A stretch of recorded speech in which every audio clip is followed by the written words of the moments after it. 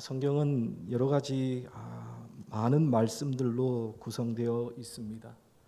그런데 그 많은 말씀 중에서 혹시 교회에서 공적으로 소리내어 읽기 가장 꺼려지고 또 설교 본문으로 선택될 가능성이 가장 적은 성경은 여러분 어디일지 혹시 생각을 해보신 적이 있으십니까? 아마도 많은 분들이 창세기나 역대기에 나오는 족보를 먼저 떠올리실 것입니다. 저도 새벽기도 설교나 이렇게 하다가 족보나 인물들이 이렇게 길게 나오면 참 읽기가 곤란합니다. 발음하기도 힘들고요. 또 어찌나 긴지 참 힘들고 어려운 본문입니다. 하지만 그에 못지않게 어렵고 설교하기 까다로운 본문이 있다면 바로 오늘 우리가 함께 읽은 에스겔 16장의 말씀과 에스겔 23장의 말씀도 어려운 본문이 아닐까라는 생각이 듭니다. 그 이유는 이 장들에 사용된 비유가 매우 길고 노골적이며 우리가 입에 담기에도 민망할 만큼 외설적이고 폭력적인 그러한 언어들로 가득 차 있기 때문입니다. 오늘 저희들이 함께 읽지는 않았지만 16장 7절에 보시면 벌거벗은 알몸이라고 하는 구절이 나오고요. 그리고 6절을 포함한 다수의 구절에서 피투성이라고 하는 그러한 구절 단어가 나오고 있고 22절에 보시면 다리를 벌려 심히 음행하고라는 구절이 나오고 있고요. 36절과 37절에 보시면 내 정든 자와 행음함으로 벗은 몸을 드러내며와 같은 그러한 표현들이 가감없이 등장하고 있습니다.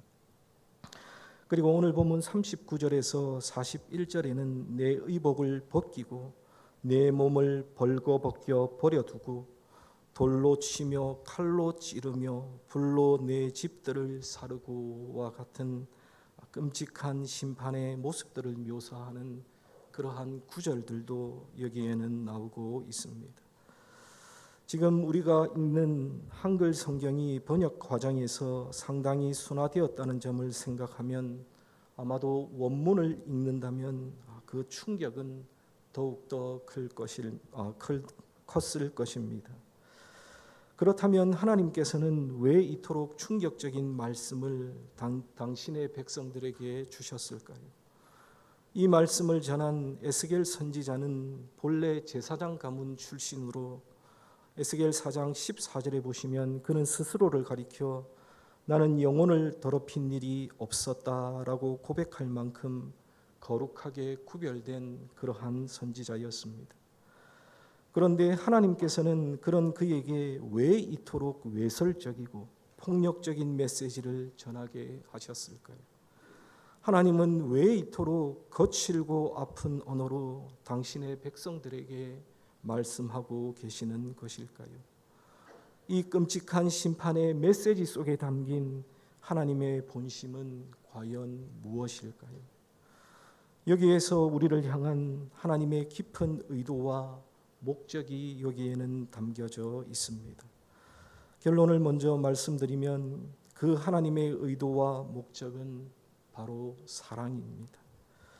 오늘 본문의 이 말씀을 통해서 하나님의 사랑과 관련된 세 가지 깊은 영적인 진리들을 함께 살펴보고 잠시 나누고자 합니다. 먼저 이 영적인 진리들을 통해 우리의 신앙을 점검하고 우리를 향한 하나님의 변함없는 사랑을 다시 한번 확인하는 은혜의 시간이 되시기를 주님의 이름으로 간절히 축원합니다. 첫째로 하나님의 사랑은 우리를 살리기 위해 아픈 징계의 칼을 드는 절박한 사랑입니다. 우리는 종종 하나님의 사랑을 따뜻함, 부드러움, 그리고 인자함과 같은 긍정적인 이미지로만 생각하려고 하는 그러한 경향이 있습니다. 물론 하나님께서는 그분 자체가 사랑이시기 때문에 하나님의 사랑은 따뜻하고 부드럽고 인자한 그러한 사랑입니다. 하나님은 하나님의 백성, 하나님의 자녀를 향한 따뜻하고 부드럽고 인자한 사랑으로 정말로 가득하신 분이십니다. 그러나 성경이 우리에게 알려주는 하나님의 사랑은 단순히 우리의 감정을 만족시키는 달콤한 사랑만이 전부는 아닙니다. 때로는 우리를 아프게 하고 우리를 송두리째 흔들어 깨우는 맹렬하고 거친 사랑으로 나타나기도 합니다. 오늘 본문에 나타난 끔찍한 심판의 언어들이 바로 그 증거입니다.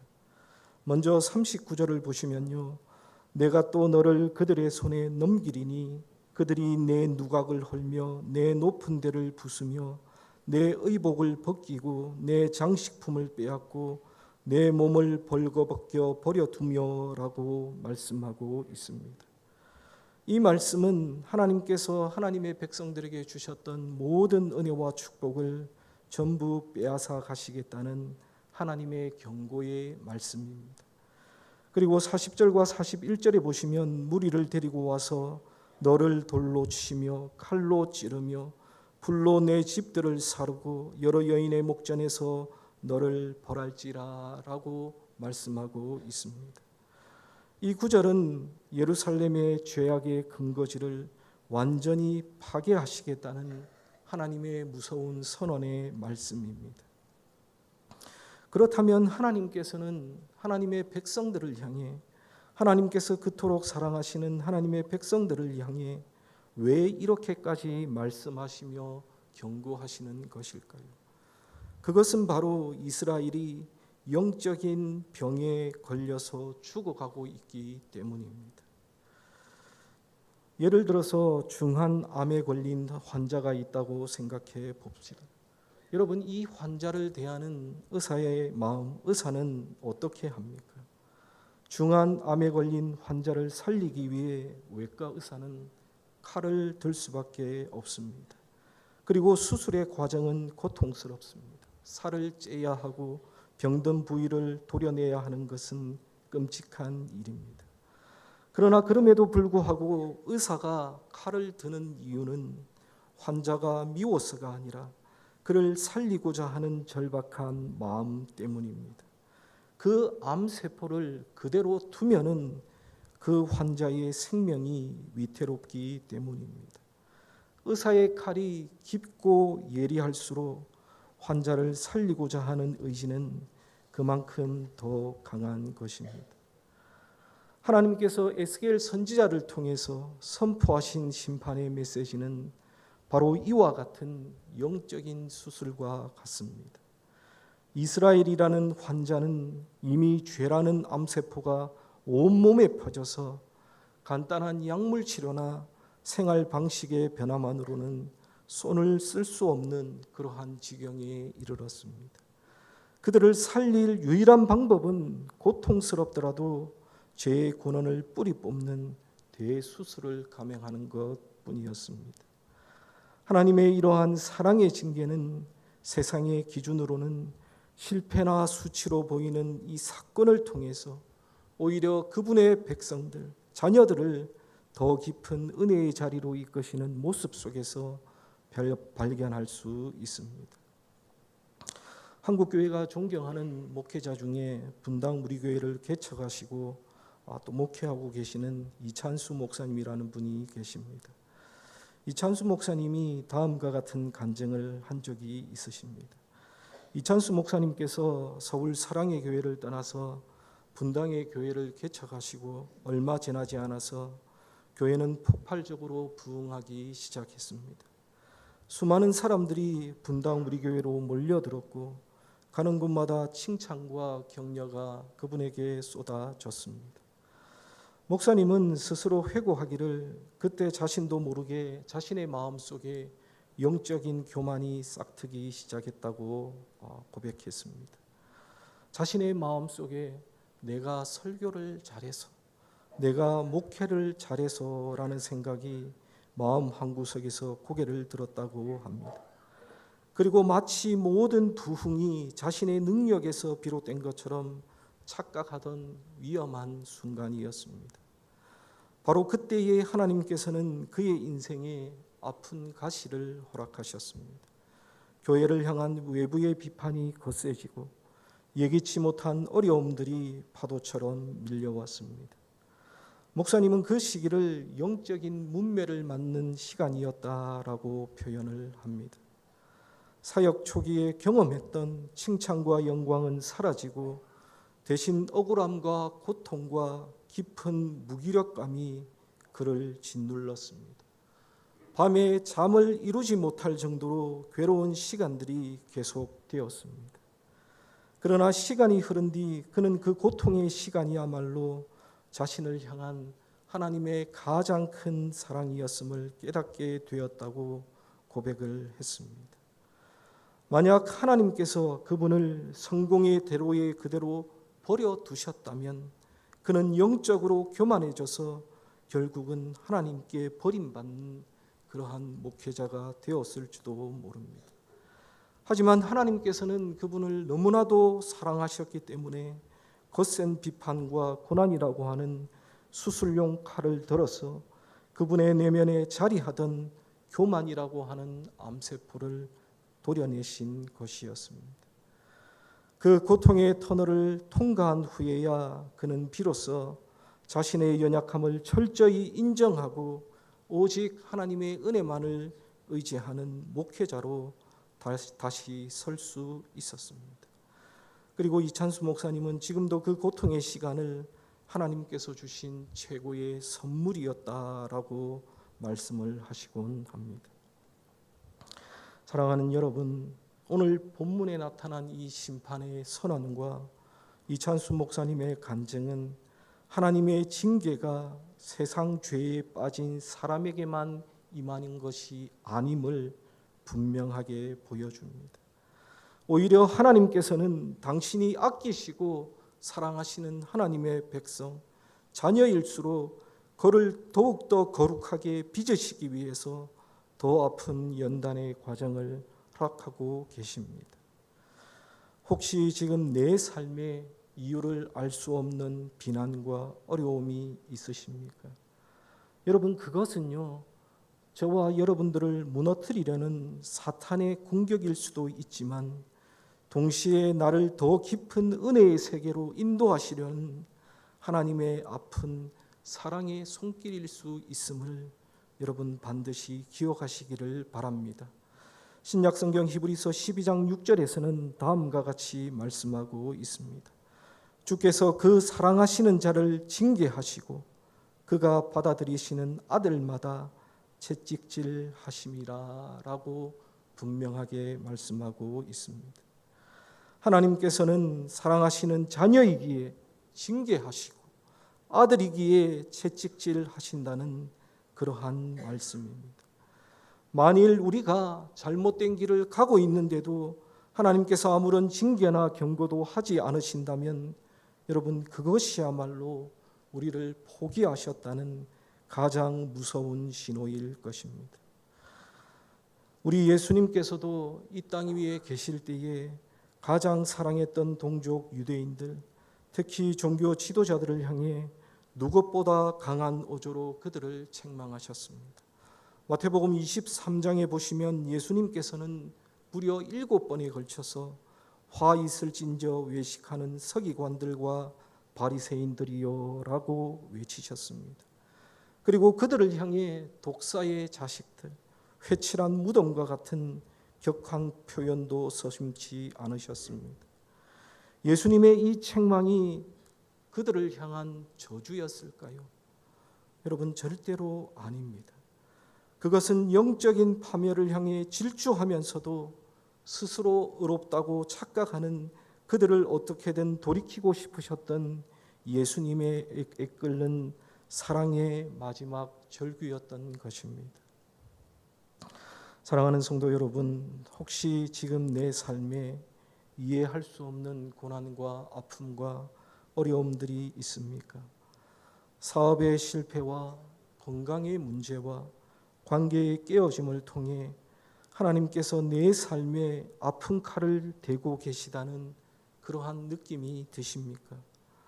그렇다면 여러분 기억하시기를 바랍니다. 그 아픔은 하나님께서 나를 버리셨다는 증거가 아니라 나를 너무나도 사랑하셔서 결코 포기하지 않으시겠다는 하나님의 가장 강력한 사랑의 표현일 수 있다는 사실, 여러분 그것을 기억하시기를 바랍니다. 바라기는 그 아픈 상처와 징계를 통해서 내 안에 죄악이라는 암세포를 도려내고 우리를 다시 거룩한 생명의 길로 인도하시기 원하시는 하나님의 절박한 사랑의 음성을 다 들으실 수 있기를 주님의 이름으로 간절히 축원합니다. 둘째로, 하나님의 사랑은 우리의 위선적인 교만을 깨뜨려서 겸손한 은혜의 자리로 이끄시는 그러한 사랑입니다. 인간의 죄성 중에서 가장 뿌리 깊고 간교한 것이 있다면 그것은 바로 교만, 특히 영적인 교만일 것입니다. 여러분, 교만이 무엇입니까? 교만은 스스로를 다른 사람과 비교하며 우월감을 느끼고 자신의 의로움을 내세우려고 하는 그러한 마음입니다. 오늘 본문에서 하나님께서는 바로 남유다, 예루살렘의 위선적인 교만을 날카롭게 파헤치고 계십니다. 오늘 본문 46절에 보시면 내 형은 그 딸들과 함께 내 왼쪽에 거주하는 사마리아요, 내 아우는 그 딸들과 함께 내 오른쪽에 거주하는 소돔이라라고 말씀하고 있습니다. 즉, 하나님께서는 예루살렘을 향해 내 언니는 사마리아요, 내 아우는 소돔이라고 선언하고 계십니다. 그런데 여러분, 이 말씀이 우리에게는 아무렇지도 않은 것 같지만 당시의 남유다 예루살렘 사람들에게는 굉장히 큰 충격으로 다가왔을 것입니다. 그들에게 사마리아는 하나님을 버리고 우상을 섬기다가 아수르에 의해 먼저 멸망당한 실패한 형제의 상징이었기 때문입니다. 그래서 그들은 사마리아 사람들을 경멸하며 자신들은 그들과 다르다고 생각을 했습니다. 소돔은 더 말할 것도 없습니다.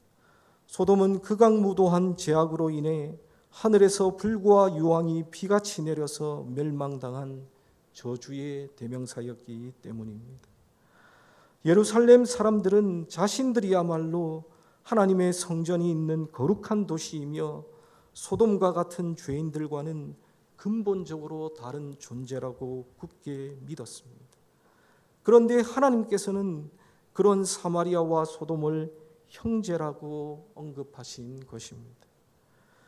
그런데 하나님께서는 여기서 한술 더 떠서 말씀을 이어가고 계십니다. 47절입니다. 47절 말씀해 보시면 내가 그들의 행위대로만 행하지 아니하며 그 가증한 대로만 행하지 아니하고 그것을 적게 여겨서 내 모든 행위가 그보다 더욱 부패하였도다라고 말씀하고 계시고, 심지어 48절에서는 내 아우 소돔 곧 그와 그의 딸들은 너와 내 딸들의 행위같이 행하지 아니하였느니라라고 말씀하고 계십니다. 다시 말해 하나님의 기준에서 볼 때에 예루살렘의 죄악은 사마리아는 물론이고 저주받은 소돔의 죄악보다도 더 심각하고 부패했다고 말씀하고 계십니다. 하나님께서 왜 이렇게 말씀하실까요? 소돔의 죄는 하나님을 모르는 상태에서 저지른 죄였지만 예루살렘의 죄는 상상할 수 없는 큰 은혜와 사랑을 받고도 의도적으로 하나님을 배신한 훨씬 더 악질적인 죄였기 때문입니다. 이 모습은 누가복음 18장에 나오는 예수님의 비유 바리새인과 세리의 기도에서 우리는 찾아볼 수 있습니다. 여러분, 성전에서 기도하던 바리새인은 하나님 앞에 이렇게 기도했습니다.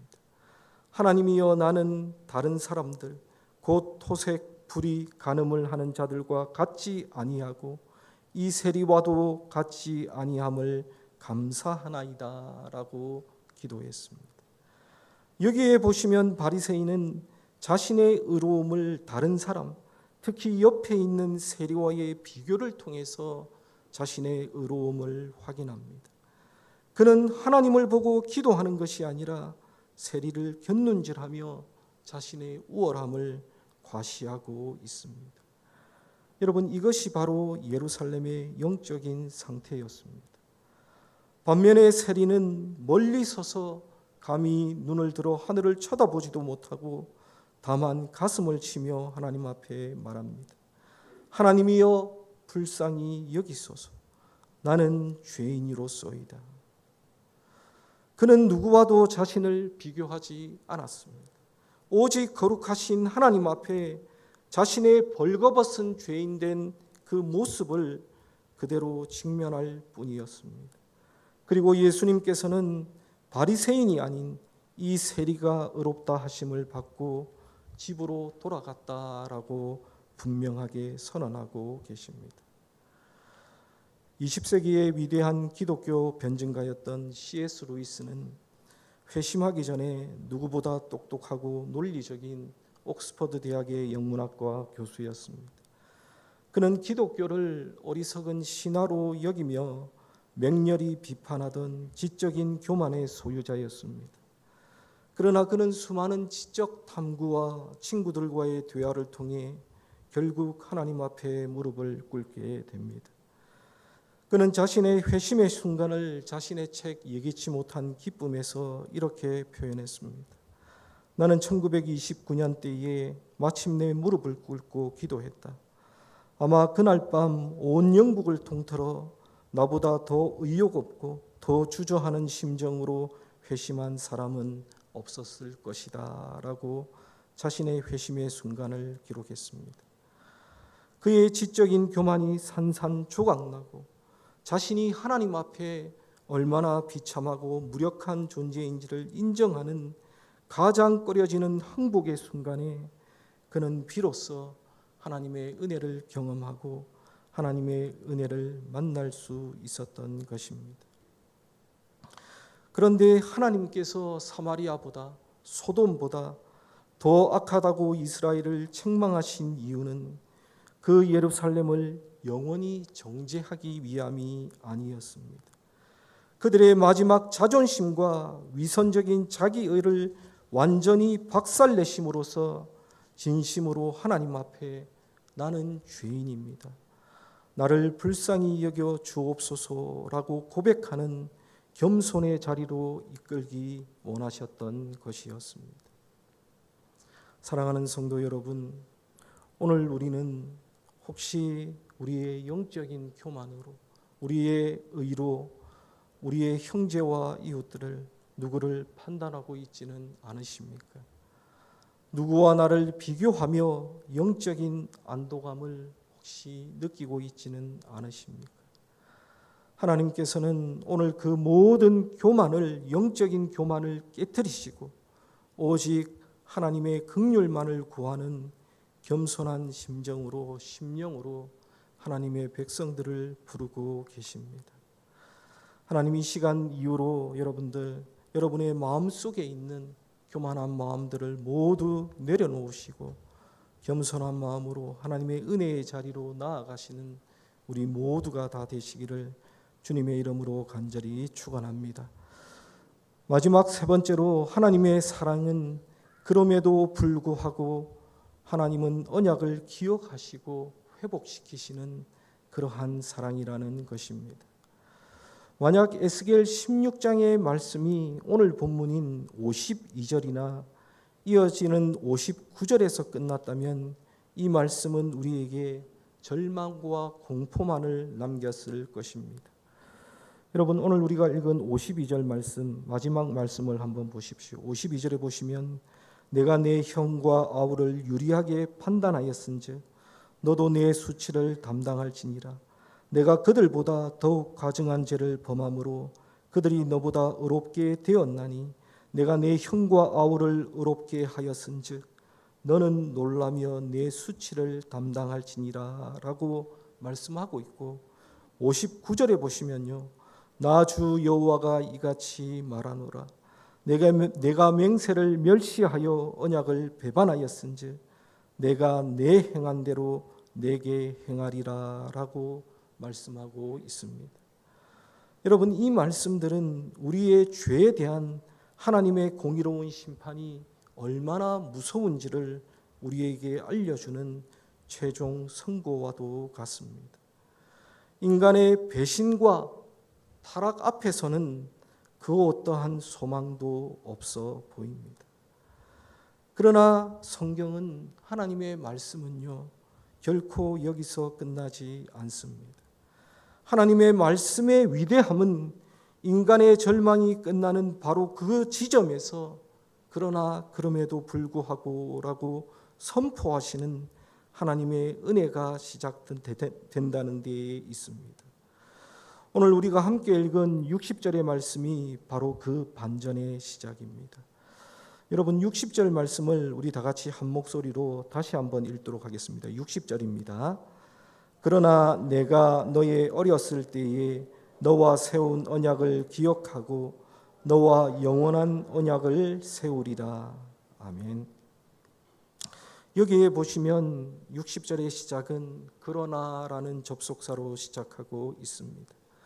영어로 보시면 yet, nevertheless I will remember라고 시작을 합니다. 그러나 그럼에도 불구하고 라는 이 한 단어에 여러분, 복음의 모든 것이 담겨 있습니다. 하나님께서는 범죄하고 하나님과의 언약을 깨트려버린 하나님의 백성들을 향해서 네가 언약을 배반했으니 나도 너를 버리겠다라고 말씀하지 않으십니다. 오히려 너는 나를 잊고 언약을 깨트렸지만 나는 너와의 언약을 기억한다라고 선포하고 계십니다. 우리의 구원과 회복의 근거는 우리의 신실함이나 자격에 있는 것이 아니라 결코 변하지 않으시고 스스로 맺으신 언약을 반드시 기억하시고 지키시는 하나님의 신실하심에 있다는 것을 보여주는 위대한 선언입니다. 누가복음 15장에 나오는 탕자의 비유는 이 하나님의 마음을 가장 잘 보여주는 그림과도 같습니다. 둘째 아들은 아버지가 살아계실 때에 죽은 사람 취급하며 유산을 미리 받아 먼 나라로 떠납니다. 그는 아버지와의 언약 관계를 스스로 끊어버렸던 것입니다. 그리고 호랑방탕하게 자신이 이어받은 모든 재산을 낭비하고 돼지가 먹는 지엄 열매조차 먹을 수 없는 비참한 신세로 전락하고 맙니다. 그의 교만과 자기의는 완전히 박살났습니다. 그는 스스로 아버지의 아들이 자격이 없음을 깨닫고 아버지께로 돌아가서 품꾼의 하나라도 써주시기를 바라며 집으로 돌아갑니다. 그때 그의 아버지는 어떻게 합니까? 아들의 죄를 하나하나 따져 묻거나 네가 행한 대로 갚아주겠다라고 말하지 않았습니다. 오히려 아직 거리가 먼데도 아들을 먼저 알아보고 측은히 여겨 달려가 목을 안고 입을 맞춥니다. 그리고 종들에게 소리칩니다. 제일 좋은 옷을 내어다가 입히고 손에 가락지를 끼우고 발에 신을 신기라. 그리고 살찐 송아지를 끌어다가 잡으라. 우리가 먹고 즐기자라고 그렇게 외칩니다. 여러분, 아들은 그의 아버지의 집에서 품꾼이 되기를 원했지만 아버지는 그에게 아들의 지위를 완벽하게 회복시켜 주십니다. 여러분, 이것이 바로 언약을 기억하시는 우리 아버지 하나님의 간절한 마음입니다. 이어지는 에스겔 16장 62절과 63절은 이 회복의 은혜가 우리에게 어떤 결과를 가져오는지를 보여주고 있습니다. 오늘 우리가 함께 읽지는 않았지만 62절과 63절의 말씀을 우리 다 같이 함께 읽도록 하겠습니다. 62절과 63절입니다. 내가 내게 내 언약을 세워 내가 여호와인 줄 내가 알게 하리니 이는 내가 내 모든 행한 일을 용서한 후에 내가 기억하고 놀라고 부끄러워서 다시는 입을 열지 못하게 하려 함이니라. 주 여호와의 말씀이니라. 아멘. 여러분, 이 말씀을 계속해서 읽으시고 묵상해 보면 정말로 놀라운 그러한 말씀입니다. 우리는 보통 우리의 죄를 부끄러워하고 회개해야 하나님께서 용서해 주신다라고 생각합니다. 맞는 말이지요. 그러나 오늘 본문을 다시 한번 찬찬히 살펴보십시오. 오늘 본문의 순서는 정반대입니다. 하나님께서 우리의 모든 행한 일을 먼저 용서해 주신 후에 그 압도적인 용서와 사랑 앞에서 우리가 비로소 우리의 죄가 얼마나 컸는지를 깨닫고 놀라며 부끄러워 다시는 내 의를 주장하는 입을 열지 못하게 된다라고 말씀하고 있습니다. 진정한 회개와 겸손은 하나님의 무조건적인 용서를 체험한 자에게서 터져나오는 영적인 반응인 것입니다. 사랑하는 여러분, 오늘 우리는 에스겔 16장이라는 거칠고 아픈 이 말씀을 통해서 우리를 향한 하나님의 깊고 놀라운 사랑에 대해서 잠시 생각해 보았습니다. 첫째로 하나님의 사랑은 우리를 살리기 위해 아픈 징계의 칼을 드시는 절박한 사랑입니다. 둘째로 하나님의 사랑은 우리의 위선적인 교만을 깨뜨려서 겸손한 은혜의 자리로 이끄시는 그러한 사랑입니다. 그리고 마지막으로 이 모든 심판과 책망을 넘어서 하나님은 당신의 신실하신 언약을 기억하시며 우리를 완전히 용서하시고 회복시키시는 그러나의 사랑을 베푸시는 그러한 사랑입니다. 오늘 우리가 묵상한 이 에스겔 16장의 메시지는 단순히 2600년 전 바벨론 포로지에 있는 유대인들만을 위한 그러한 말씀만이 아닙니다. 오늘 이 시대를 살아가는 우리 모두를 향한 하나님의 생생한 음성입니다. 우리는 하나님께 받은 은혜와 직분을 가지고 세상의 가치관과 성공, 쾌락이라고 하는 우상을 섬기며 살아가는 영적인 음녀는 아니었는지를 여러분 이 시간 돌아보시기를 바랍니다. 그리고 다른 사람들을 정죄하며 스스로의 의로움에 만족하는 바리새인의 모습이 내 안에 있지는 않은지를 살펴보시기를 바랍니다. 그런데 중요한 것은 이 말씀은 우리를 정죄하고 낙심시키기 위함이 아니라는 것입니다. 이 모든 죄악에도 불구하고 우리를 향한 하나님의 언약적인 사랑은 결코 끊어지지 않는다는 복음을 선포하기 위함입니다. 하나님께서는 지금도 탕자가 돌아오기를 기다리시는 아버지처럼 두 팔을 벌리고 우리가 돌아오기를 기다리고 계십니다. 그러므로 우리가 남은 할 일은 단 한 가지입니다.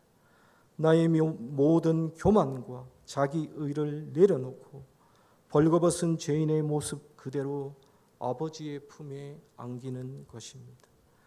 그러면 그 품 안에서 나의 모든 죄를 용서하시고 제일 좋은 의의 옷을 입히시며 아들의 권세를 회복시키시는 하나님의 놀라운 은혜를 경험하게 될 것입니다.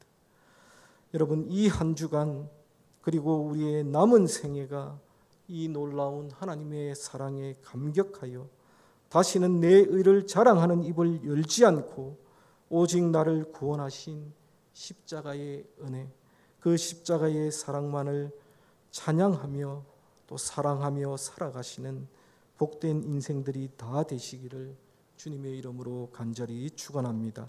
우리 다 함께 기도하겠습니다. 참 좋으신 아버지 하나님,